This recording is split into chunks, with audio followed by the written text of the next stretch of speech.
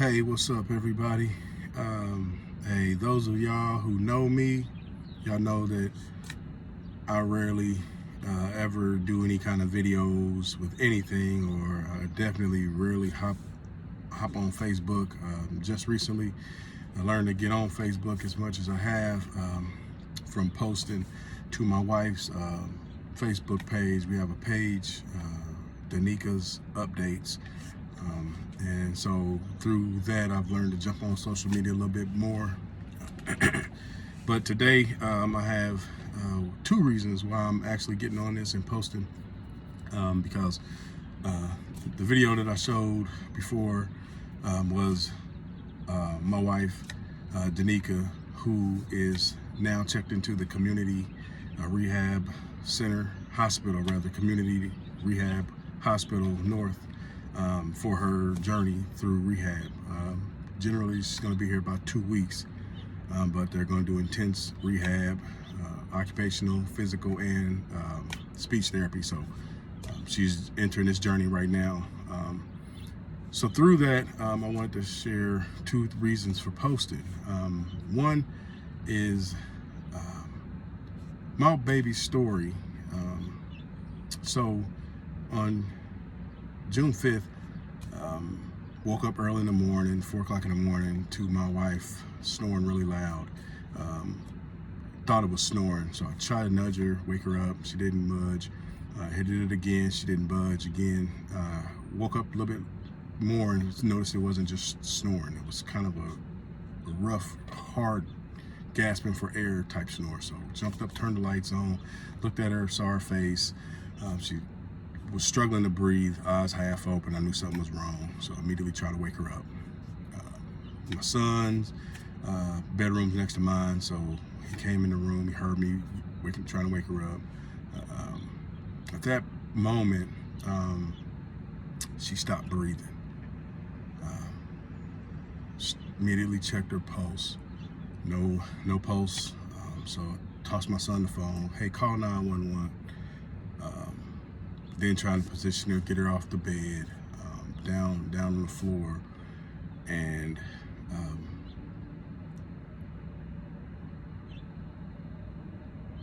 911. And so I started doing chest compressions. I looked at the clock. I don't know why, but I looked down at the clock once I got her to the floor, and listening to the dispatcher, I hear him, but I'm actually just doing chest compressions. And the whole time doing the compressions, I'm just to the rhythm. He was trying to tell me a rhythm of 1, 2, 3, 4, but I just couldn't catch that rhythm. I was just saying Jesus. So through the course of that time, I don't know exactly what's going on. I'm just doing these compressions. To the EMS, the emergency responders show up. They showed up. Finally got me off of her. I looked up at the clock and realized that I had been doing it for some time, but not understanding it. They took over and was able to, sorry about that, they took over and was able to restore her pulse, and she restored some breathing on her own, but very light. I found out later at the emergency room and at the hospital that I had been performing chest compressions for 9 minutes. And then once they arrived, they performed CPR for another 15 minutes. No doubt she's my miracle. So that was the 5th, June 5th. Today is the 28th, and we're checking into the rehabilitation center so that she can begin training to get her heart strengthened. Her heart's operating at about 10%. We found out that it was sudden cardiac arrest, not a heart attack. Her arteries wasn't clogged or blocked, but she had arrhythmia. Her heart begins to beat really fast, feels like it's jumping out of her chest. People she thinks that this was anxiety, and some people think it is anxiety as well.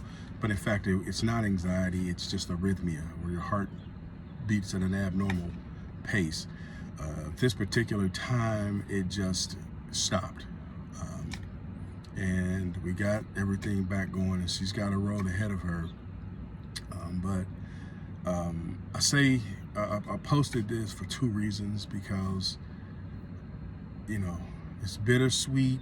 Yes, I'm leaving this rehabilitation center where my wife is going to receive excellent care, excellent training, and excellent rehab in a shotgun fashion, 15 hours a week of straight intense rehab to get her in position to be able to come home and regain some of the normal life that she has. So I'm very glad and very happy and grateful for that. I'm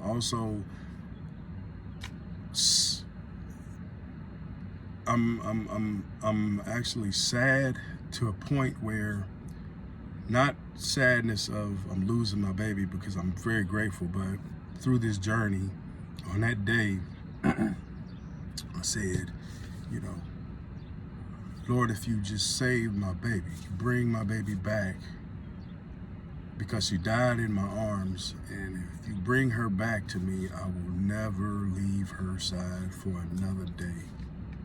And it's early in this process, I know, but for the whole time of this rehab, since that day, that morning, I have been with her every day, and I've been in that room with her every night, and that's what I'm used to. So I'm going home now. Don't know how I'm going to sleep. I'm going to pray that I can get some rest, because I know where she's at. But, you know, this is it's something I'm dealing with. It's something I'm going to deal with and wrestle with tonight. But I know God's got this situation all squared out. I know He's got me. But two reasons I posted this, and I want everyone to understand that watches, is if you do not believe in God and the miracles that He does and He performs, I can tell you so many stories that just show God's grace and His miracles in them. But this one particular one is a true miracle, and that is nothing but God. Jesus is so powerful in the fact that He gave His life sacrifice was for us to be close to God. But, you know, God brought Daneka back. She died, and she was gone for 25 minutes, and God brought her back. And not only did He bring her back, she's got 90% of her brain, her functions, her memory. It is incredible what I've seen God do that day. And so, guys, if you don't believe in God, you find a reason to believe that Jesus is the Savior, and God performs miracles, and He loves each and every last one of us.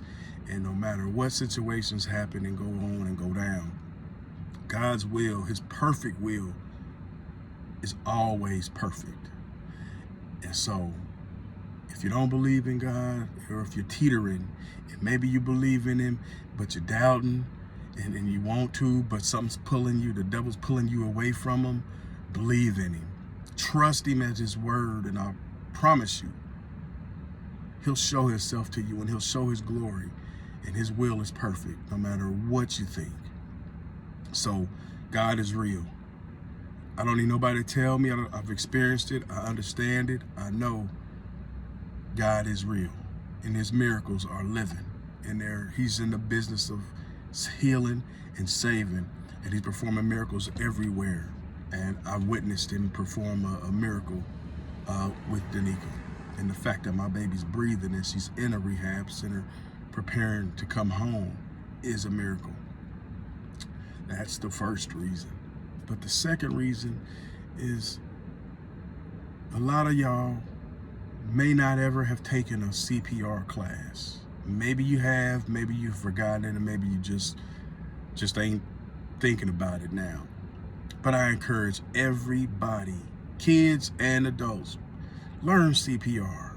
Please, because it's always best to know it and not need it than to need it and not know it. Because God used me because I knew CPR. He used me to wake me up to hear her and prepared me to be able to perform those chest compressions. People say I'm a hero, the doctors, and I'm not a hero. God's the hero. I'm the vessel he used. But I knew CPR. Because I knew CPR, she's alive. So you never know when you might know it and need it, guys, but learn CPR, please, because that could be the difference of someone's life. And it may not be a stranger. You may not want to perform it on a stranger or somebody out, and that's cool because that's your choice. But I guarantee if it's somebody you love or somebody you care about, if it's your family, your kids, your spouse, whoever, and they die or they need a CPR, you would wish you knew how to do it because that could save somebody's life. So don't take that for granted. They don't teach it in schools, but it's offered everywhere. So adults, please, I encourage you to learn CPR because that could be the difference of somebody's life and somebody's family. So thank y'all for taking this time to look and listen to what I said. I don't know if it's going to reach everyone, but I hope, and my prayer is that somebody hears this message and one, they find it in their heart to find someone to fellowship with so that they can find Jesus, so that they can find God. Because without that, these miracles performed, they're not there. So find God, and two, learn CPR because you don't know when you might need it. So thank y'all for taking the time. Thanks for sharing in this story. I was quick and it was brief, but in this past month, God has been real good to me and to my wife and to our family. And I'm no different than you. If he's done it for me, he'll do it for you because he loves me, he loves you, he loves everyone. We're all God's children. So I love y'all. Thank y'all for praying. Thank the ones that already know the situation. I appreciate the prayers. We got a long road ahead of us, but you know what? We have a road. So I'm blessed and I'm thankful and I love you all. Thank you for taking the time to view this. And please learn CPR and find God.